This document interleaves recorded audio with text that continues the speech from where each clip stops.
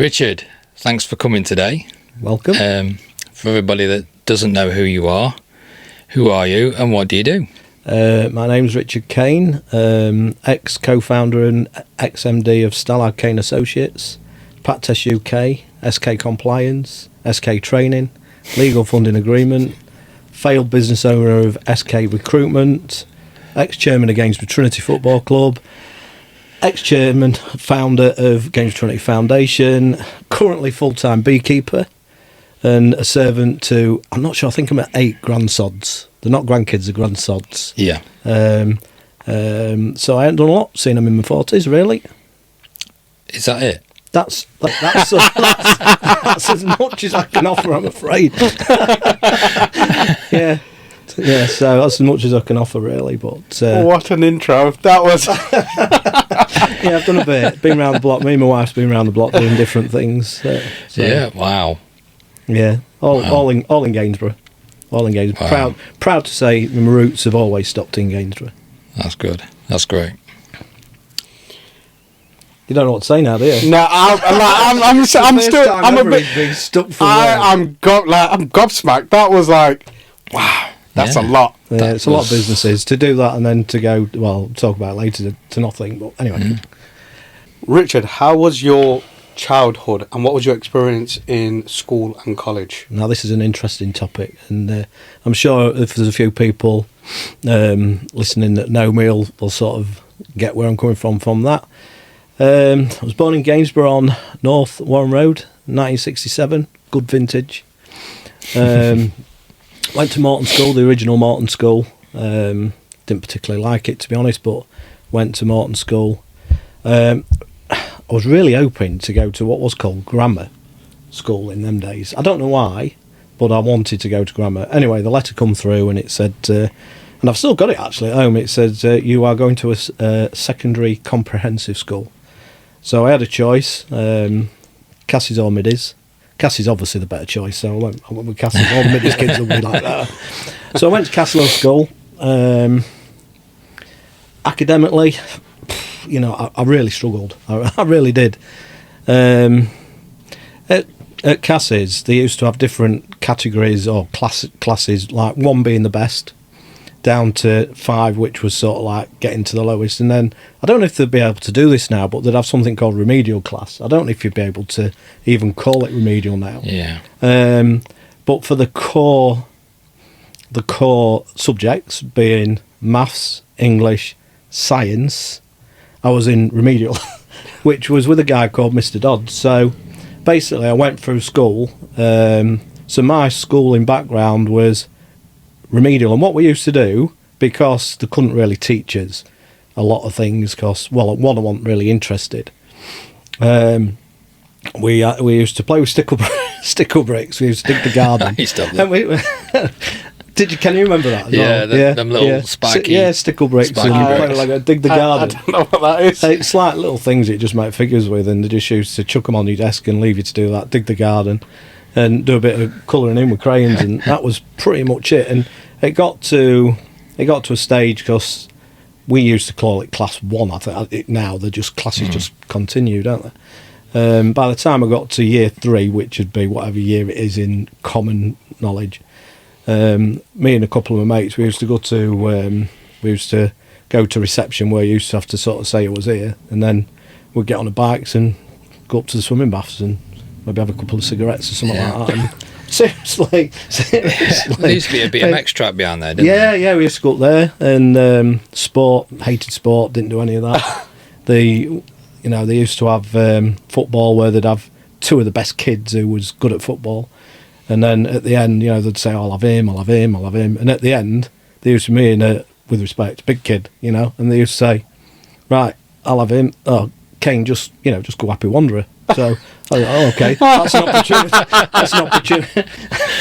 Cross country, I used to go in them days, a big thing you'll remember, Lee, donkey jackets and Dr. Martens. If you had a pair of 8 or 16 older Dr. Martens, you was a kiddie. Yeah. So I used to go cross country, I used to put my shorts on, put my Doc Martens back on, and not that I was, I was never... But I went through school and... Do you ever go through a mod phase? No, I didn't. No, I didn't. There was a couple of lads at school that I used to sit next to, Mark Killilly being one of them, and he was massively into mods and adamant, I still see on his Facebook he mentions that. Yeah. Another lad, Graham Lotsey, I must mention there, and he was one of the lads we used to just... So we come out of school, and I can remember they used to use a big hall to do the exams at the end, and I can remember writing my name, and you had to do the exams no matter what. So I had to do this maths exam. It's different now. I think they sort of do it over, but you sat and you did this maths exam, and I remember sat there thinking, what am I going to put here? So I didn't. I just put my name and just got up, and that was it really. I just because I know college, not for me, thanks. No, I just didn't. Nah. So Really? you're living proof that you don't necessarily need. I think it's very important to follow a good education. People go two different ways. You've got people. I think I've got common sense. Well, my wife would certainly say I haven't, but I think common sense goes a long way. I think there's people that work well if they're academically strong. My wife is very academically strong. She can do the crosswords in all the different... She'll ask me a question in a crossword, I'm like, absolutely no chance. I could probably do one in the Daily Sport, Yeah. Yeah. But the rest of it, no, honestly, school, no. It's just, it wasn't my bag, and I didn't go... You always expected me to say, yeah, then I went to university and I come out with a degree. I went to Oxford. I did the boats. No, mate. I'll be honest with you, I'm just quiet because I'm like...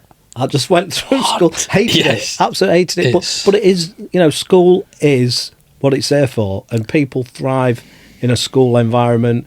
People come out of school to get on to be professionals and. So in your case, it's not what you know; it's who you know. Well, no, because I come out of there, and it was just that was it, And in college, didn't do it. You didn't go college? Nah, I said that. No. No, Wow. I didn't do college though. I mean, I sort of come out of school. That's what I'm saying. It's not what you know; it's who you know. It's not though. But it's I come out of school and but again, people that might know me all know I've got a bit of a vice for cars. I've always had a problem with cars from growing up all the way up to even present day. I'll waste money. Well, I say waste. I enjoy spending money on cars. We could do a podcast just on cars. Bring Jeremy Stallman in, me, and maybe Dave Oz in, or we'll just sit here and talk about cars for a couple of hours. Mark's a fanatic of cars as well. Man. Oh my God. Oh man! So when I left school, I thought, what I'm going to do? I'm going to do cars. I'm going to be a mechanic. So I come out of school, and I looked, and this word's come up before actually because I listened to Carl's podcast the other week. YTS. So you now know what it is. Yes, I do. I was like, what's the YTS? What's that? Yeah, so I managed to secure YTS with a company called North Notts Garage, which is near where you live. Yeah, at Sornby. At Sornby. Yeah. And which is next to, just so you know where it is, it's Rose's Cafe still there, isn't it? Yeah, was it Trevor that was... Trevor Horn. You're going back a few years. So I went there as a trainee mechanic, and on a day release to college. So I did go to college, but I didn't go. Yeah. I didn't like it. I just didn't like college. I just didn't. I went for a start. Well, I went a few times, and then I just saw any excuse to get home. I'd come out. But the practical side of it, I was good at. But at that particular time, we're talking. Again, probably before he was born in the 80s, North Notts Garage was the only MOT centre in the area. I don't know if you knew that. Yeah, that's why I used to take all mine. Yeah, everybody took the cars there. So I was 16, and my job was as an MOT, I don't know what you call it really, apprentice I suppose. So I'd get in the car at the front, park it outside where Rose's Cafe was, and I'd get in it. I was 16. I'd drive it round the back, I'd drive it over the pit for the mechanic, and he would tell me, put the lights on, pull the handbrake on, he'd go underneath, push the brakes. A lot simpler back then. Yeah, all that sort. But I got to drive everything. I was 16, I was driving E-Type Jags round the back and RS 2000s, and it was like, oh my God, my dreams have come true. Yeah. And occasionally something could fail on a car and they'd say, oh yeah, we'll leave it here and you mend it. And then, you know, I'd get to mend this car. So I did that for quite a while. I think it was on 35 quid a week. That was quite good. It wasn't bad. Yeah. It wasn't bad. I think the YTS was like 30 and then the guy used to slip us a fiver. He's like, what? Yeah, 35 quid? yeah, 35 quid. It wasn't bad. But before that, you see, before I got to 16, I wanted a motorbike, and my parents wouldn't sponsor me the money for it. So I got a job on the market, and I was on the pet stall. Can you remember the pet stall or the market in Gainesborough when it was thriving? Yeah. I worked on the pet stall, and we used to sell rabbits, guinea pigs, tortoises, cats. Yeah, you won't get away with it now. Wow, you can't do it now at all. And I used to work on this, and I was on £3 a day then. And I saved up for a motorbike when I was 16. But anyway, that's another story. And I had a paper round, Morton Terrace paper round, the biggest street in Gainsborough. And I was 13, and I had this paper round in Gainsborough. Like, oh my god! And Fridays I used to hate it because they had the Gainsborough News on a Friday, and it was like one of them big like Telegraph papers. I had a rack on the back of my car, and on the back of my bike, and stuff. But I saved up for a motorbike when I was 16. But anyway, I went to North Knots Garage, and I was doing that for a while. And I decided that my mates was getting more money than me. I've never been money orientated. I'll probably come to that later, but I've never been money orientated. I think, you know, if you enjoy life and do what you want to do, it's never ever, and it only come to me a few years ago that I'm not really driven by money. I think if you do good at what you try to do, you probably get more satisfaction out of that. And money comes if, you know, not necessarily on everything I've done, but so it's important to like what you do. Yeah, I think so. We speak about this with obviously me and Lee and multiple guests, but I've always gone with what I enjoy, because if I enjoy it, I'll make it work regardless. Don't get me wrong, my story, I haven't enjoyed it all the time. But at the time, I was 16. I wanted a car.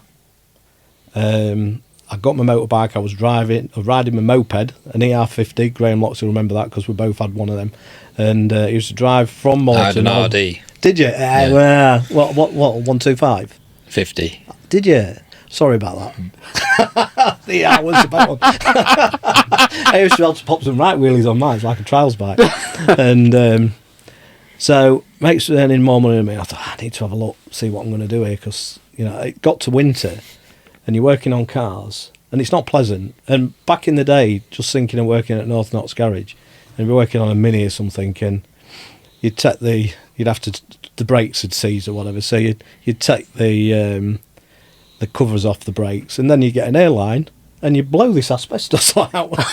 And it was just clouds of asbestos. Nobody, you know, considering what I went on to do. Then, really. No, I just used to a cloud of asbestos, and you know, hence why, you know, I look this age when I'm actually 20 years young now. But, and so I come to the idea that, you know, mechanicking, although I loved it because I was working on cars, and even today, if you gave me a Morris Minor or you gave me an Escort or something, I could work on it. You know, because I did it. I couldn't work on one of these now, no chance. No. Plug them in. No. And so when we come out of that, and I thought I'm going to have a look for something else. Now, there was industrial painting, Scunthorpe Steelworks, decent money. I'll have a go at that. So I applied for that. So you don't apply. They're just, if you've got arms and legs and you can hold a paintbrush, you can You're in. You can have a job. So I went there, industrial painting. Money was decent. I'd now gone up to about 120 quid. Was that sort of fire protection paint or? No, it was a proper red lead. The proper red lead paint, you know. You know, that was my dust brush. And I'd wipe the dust off with that, and then you get this red lead and you chuck it on with that. And do you know what I used to do? You used to cut your socks and put them over your hands like that, so you didn't get paint all up your hand. And then you put Vaseline on your face. So at the end of the day, look at his face. You put Vaseline on your face, so you could just wipe all this paint off at the end. Yeah. And so I did that. Yeah. So I went doing that because the money was decent, and it helped me pay for my first car, which was a Mark 1 Escort. I paid 220 quid for. And you know, that's sort of where I went from there. So I was doing that for a while, and from there, it was quite a bit company. A company called Ties, quite a big company. Oh, Ties, yeah. Yeah, Jack Ties. Yeah. That big house. Kurt and Lindsay. Well, it was at Kurt and Lindsay. I think they've moved since, but... he had that big house on the way to Retford, didn't he? Yeah, he's passed away now, hasn't he? But yeah, because you drive, on the way to Retford as you go round the bend, it's always got flowers on the outside. Yeah. Yeah, he lived in there. It's like a mini version of the White House. Yes, a lovely house. Lovely house. It's nice. So from there, they had jobs all over the country. Biggest paint contractor in the UK. Yeah. Oh, that's his dad used to work for him for years. Really, lots of people did. Yeah. The money was all right. Honestly, you was living in a porter cabin. There was no health and safety back in the day. It was, they just wanted walking on steel, up on the steel works. Yeah. You had a safety harness on, and you'd wrap it round a purling bar, walk along, swing your legs round, unhook your harness, and then clip it back on again. I'm 100 and odd foot up here. It's just, and now when I think, I ended up doing health and safety. So from that, I sort of went into they got a job down in Dorset in a place called Witch Farm. There was 120 painters on there, so it was a lot. And it was what was called a blue book site. Now, what a blue book site means is that everybody got paid the same. So it was that big a site. We was living in Pontin's holiday camp. That's BP rented Pontin's holiday. It was hell. It was absolute hell. So there was like 2,000 contractors on there. You was there for 4 weeks. You come home at weekend. First, you come home after 4 weeks. The first couple of weeks was all right. Everybody was a male on there. There was no ladies on there. Yeah. This site was like being in prison really, because it was at Osmington Bay, which is outside, middle of nowhere. And by the end of week 3, everyone was scrapping. You'd have been all right. Me, I wouldn't. I was hiding in the corner. What the hell is this? So anyway, I went to this site. Everybody got paid the same. And what happened next was I went. They used to stagger the tea breaks because there was so many painters, and there was all different trades. But we had our own, because we was the smelly ones because we stunk of paint. We had our own porter cabin where we used to go for tea and stuff like that. So anyway, went in one day. The tea boy had left. I thought, that's interesting. So I went down into the office and I said, I see, I can't remember what his name was, the T-boy's left. I said, is there any chance I could have his job? They went, well, someone's got to do it if you want doing it. Yeah. So I thought, right, I'll do T-boy. So I'd gone from being on a industrial painting site into clean, making cups of tea, doing a bit of hustling. I was buying crisps and pop and stuff and selling when the lads come in. Yeah. There you go. All right. So what happened then was I sort of was going down in between the tea breaks. I was going downstairs to the office, and the office staff that was down there. I was taking cups of tea and stuff like that. And I got a bit of a banter, so I was having a bit of a laugh with him. Walked in one day, and the technical clerk had left, and I said, "Has he left?" And they went, "Yeah." I said, "What did he do?" They said, "Well, he'd just get drawings and colour them in, and then he'd give them to the foreman, and then the foreman would say, right, you need to paint this pipe blue, this one green, this one brown, whatever." I says, well, I've got some experience with crayons. I was in Mr. Dodson. Well, can I have this job? They went, well, yeah, someone's got to do it. So I went from being up there as a tea boy into the office. Yeah. And now I've got a shirt and tie on. I've got this kid from Games has got a shirt and tie on. Bloody hell. So I'm down there, and I'd moved to felt tips then. I'd got over crayons. So I was colouring these drawings in. And they started giving me extra bits.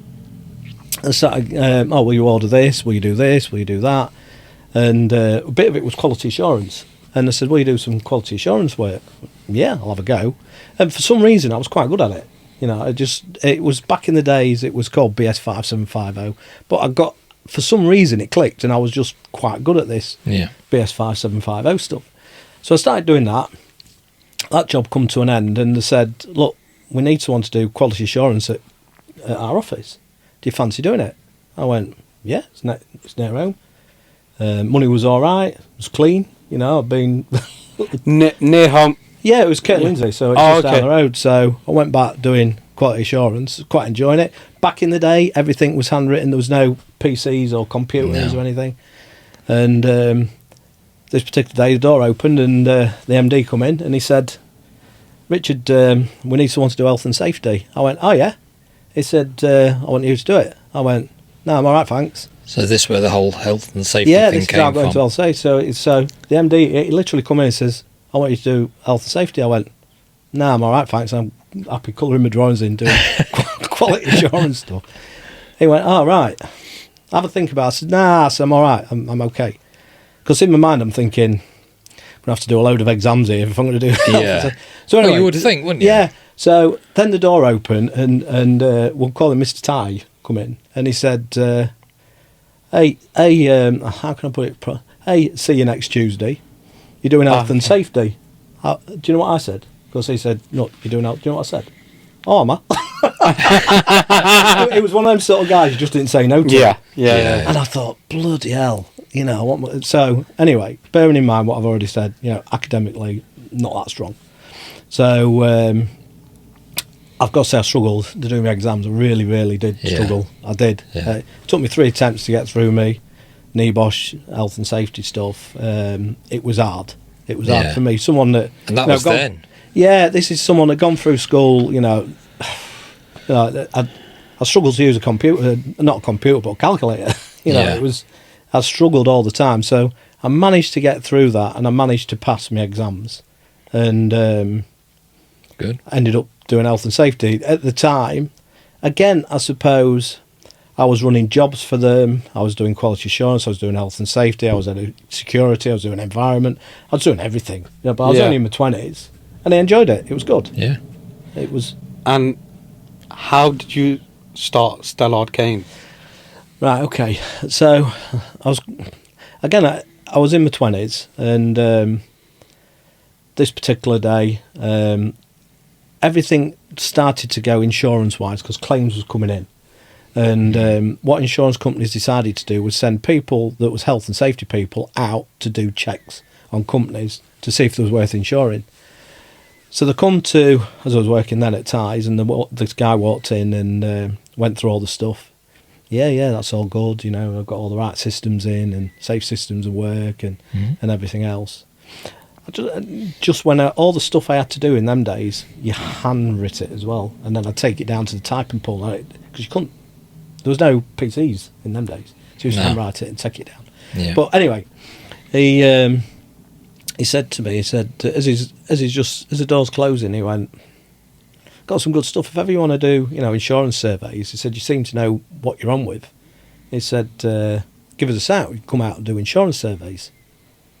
And door shut, and I sat there and I thought, And as the door did shut, he said, "But he's self-employed." I was like, ooh. I was on decent money. And I got a company car, decent money. I thought, but I got itchy feet. You know, you got an itch and you think, you know, I just, you know, I ummed and hard. What do I do? Yeah. And Curious. yeah, I thought. So I rung him up. I said, "Look, can I just try a couple, just to see if I like it?"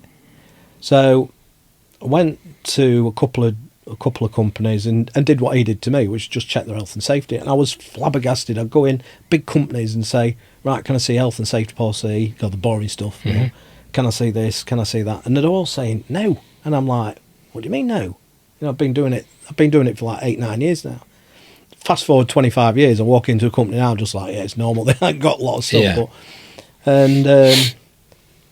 And I was finding that people didn't, and they were saying, "Well, where do I go to get this stuff?" And I went, "Well, I can do it." So they went, "Oh, right." So a bit of a gamekeeper turned poacher, really, because I went in to do an insurance survey and come out with an order. He upsold it. He just went in, pitched it, got the door done. Yeah. Off your school. I mean, you say that, but I mean, it was only the odd one or two that you get doing that. So from that, I started. My wife as well. We started looking at. Well, my wife was working as for Morrison's as like HR, regional HR type thing, and we decided that I'd jump. I decided I was going to stop Stallard Kane and start doing health and safety. would I do it again? You know, people look at me and say, yeah, but, you know, you've got this, you've got that again. I don't know if I would. You know, I know I've got, you know, the riches at the end of it. Because I went through, me and my wife, went through absolute hell setting that business up. Yeah. And, you know, people that are setting businesses up think it's relatively easy and, you know, it's hard. It is hard. Yeah. You know, we went from no clients. When we finally sold it, I think, I don't know, thousands of clients. I read it said 3,000 clients. Easy that. Maybe more. There was over 150 staff. Yeah, it's... So, wow. Yeah, it's... But you see, people look from the outside, they see myself and my wife driving nice cars and everything else. But I'm just going to tell you I'm going to tell you a quick story about one particular day. We set the business up on Queensfield, number 3 Queensfield. It was 2 up, 2 down. It was an old. Do you know where that is? No. You're not from Gainesville. I'm going to Google map it after this and go. So we set this. We started there. We had a fax machine in the corner because it wasn't emails, it was fax, and in the bedroom. We started there. And then we moved to Morton Terrace, which is near where Lee was, and was working out a bedroom there. And we were struggling for money. We really was, because we was doing the work. I was getting the work, but it was getting paid. Because bearing in mind, you know, it was just me. And all of a sudden, I said to Isma, I said, "Jack that in. You can do employment law, I'll do health and safety." So we went from having 2 salaries to no salaries. And you're like, what have I done that for? so you know, it was tough. And you know, people probably looking at this say, yeah, it looks like it was tough, you know, driving all that. But this particular day, I mean, I was doing everything. I was between us both. We was going out, finding the clients, doing the work, getting the money in, doing everything. VAT, didn't even understand VAT at the time. What a nightmare that was. Isma used to say it was my time of the month. VAT bill had come. That just emptied the bank account. You just think you're getting clear. Anyway, I got this call from a guy in Hull. He says, "Oh, Richard, I've heard about your company and what you do, and I've heard you're quite good. And would you come and see us, talk to us about what you do, health and safety?" I went, yeah.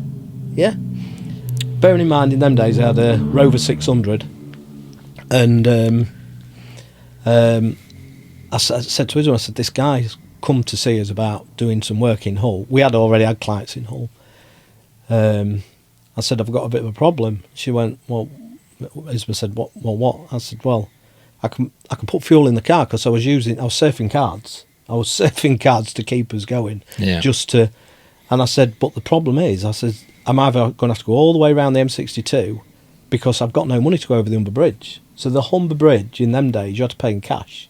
Yeah. There was no cards. Card systems weren't invented, not as there was. So between us, well, particularly Isma, back of settees, handbags and everything. I had these 2 little bags. And it was more expensive. I think it was £3 in them days. It was it's more than what it is now. I had these 2 little bags. I always remember pulling up at this toll booth with this little bag, and I says, "Oh, I'm ever sorry, mate, I've got a cash flow problem." They emptied all these, and the bugger sat there and counted every penny, didn't it? All these people behind me. I was like, "Oh no!" And you know, so you know, you see all the riches, but the work that goes on behind the scene to try and get.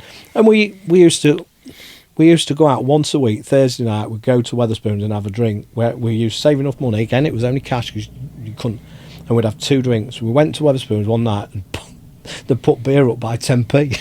I was like, "Oh no!" Oh no! It doesn't sound a lot, does it? It's like, "Oh no!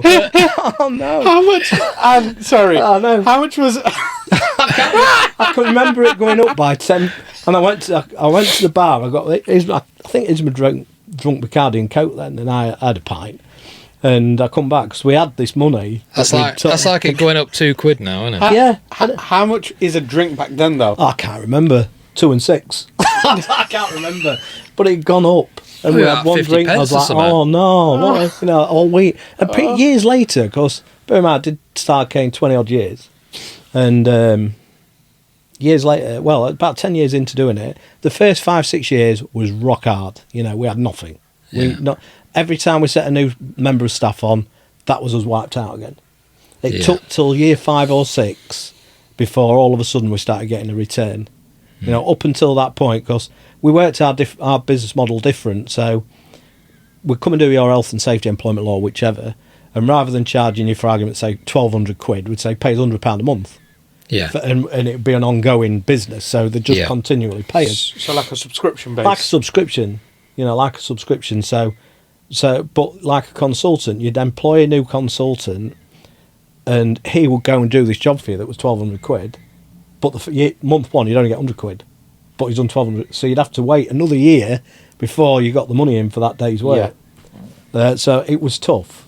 It really was. And you know, people say, "Oh, I haven't seen you for years." Well, have you been out of town? No, I've just been working.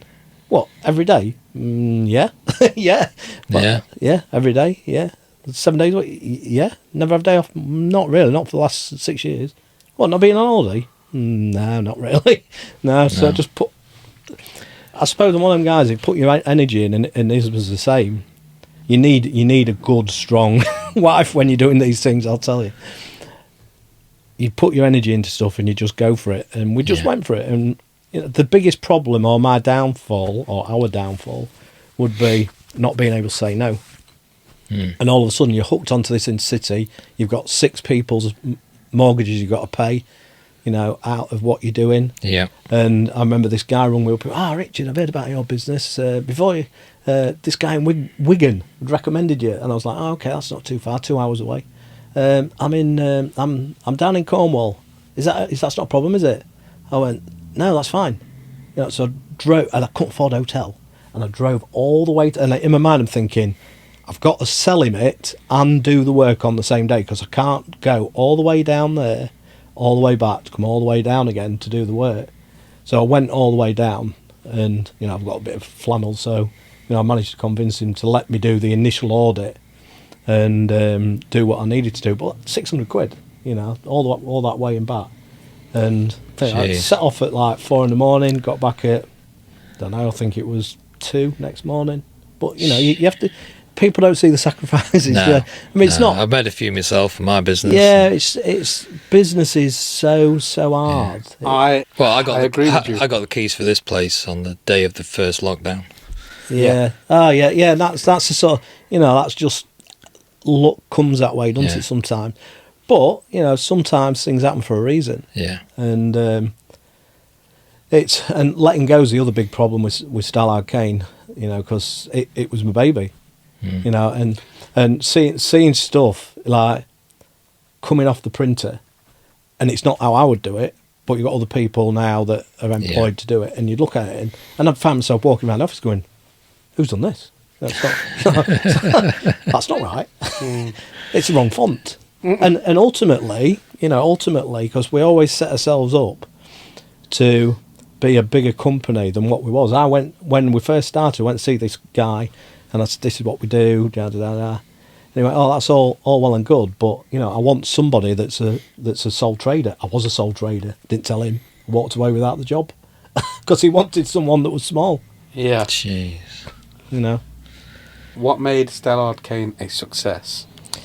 The most important bit of success with Stallard Kane, without a shadow of a doubt, is people. You know, the people that you employ make the business. And when I say the business, because whoever's worked with me, because I never say, and Isma's the same, we never say my, it was our business. You know, the people was the most important part of course everything else around it. But one of the things I think is very important is, and you probably pick this up anyway, is that you know, you might, anybody that's thinking of doing their own business and into recruitment, you get a CV through. Wow, look at this CV, looks great. This is a person I want. And then you get another CV. Well, you know, talk to people. There might be that person that you thought, I don't know. He might, or she might be the right person for your business. You bring people in around you. Accounts for me, as I said, no maths, no chance. So you bring people in. Yeah, that's really about. You don't know what people's superpowers there. You don't, and I mean, I'll refer to. There's a lad, and a Gainsborough lad again, Carl Curry. I don't know if you know Carl. Carl was, I hope you don't mind me, so I'm going to say it anyway. So he was working down the woodyard, and he applied in the early days of Stallard Kane, and there was something about it was something about how he applied.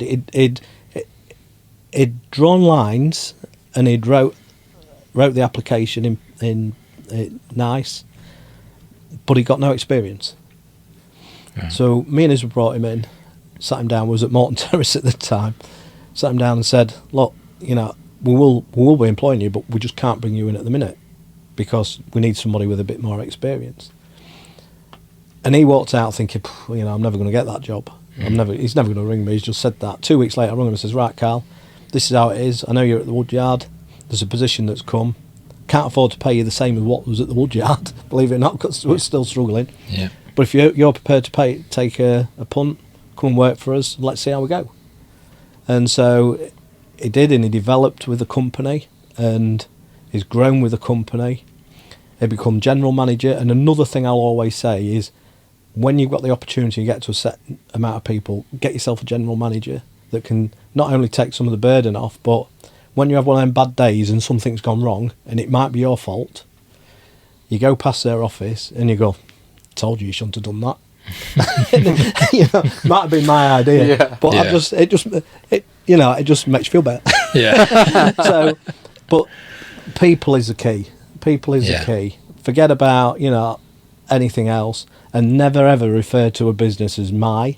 And if someone walks in, and this is something I've learned from Isma, who I think you might be getting Isma in at some point. Yeah, we are. Oh my God, prepare yourselves. She's a JP, but she's a presiding justice.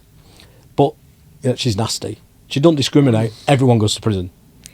You know, so you two guys have had no chance. Anyway. But anyway, so Isma sort of taught me this, because you learn a lot from your partners, don't you? And when anybody walks into your office, or doesn't necessarily have to be office, could be on a site somewhere, and they've got a problem and they want to talk to you, stop and talk to them.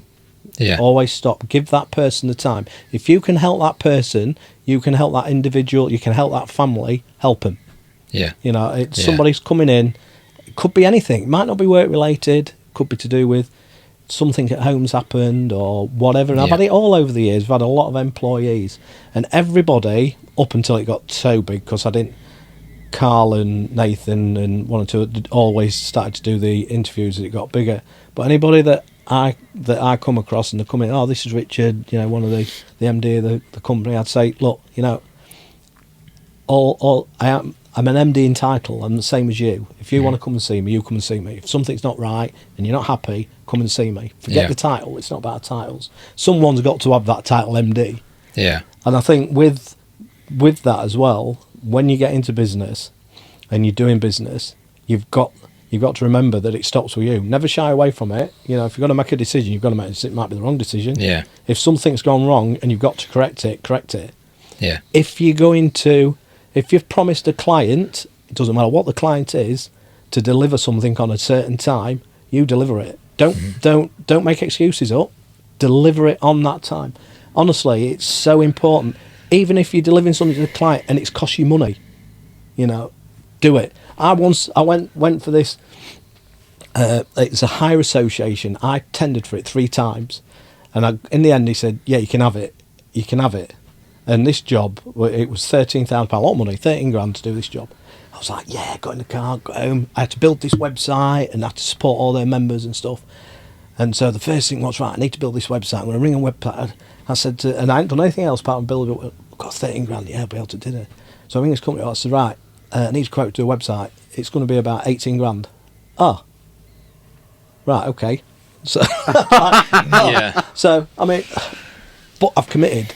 I wanted to do it. Yeah. You know, it cost me money, but we delivered. Never ever, you know, if you've got to work through the night, do it. You know, do whatever you need to do to get the service right. Never refer to a business as my, because it's not. It's everybody that's in the business, and I think that's very important. Yeah. Very important. But staff, get the right people. Don't just stick with a CV because you think, look at them qualifications. I've got 0. You know. So them key things that you said there, I say the same thing to Lee. Like, I always go, it's not to me, money's nothing. You do need money to survive. Yeah, of course you do. But I'm a person that I go on my word and my loyalty with the person. Yeah. And that's how I am. It's a contract, isn't it? It's a contract between you and a business, you and a person, whatever. If you say you're going to deliver, you must deliver. Yeah. Whatever it costs. I've done so much where we've lost money, but I've delivered.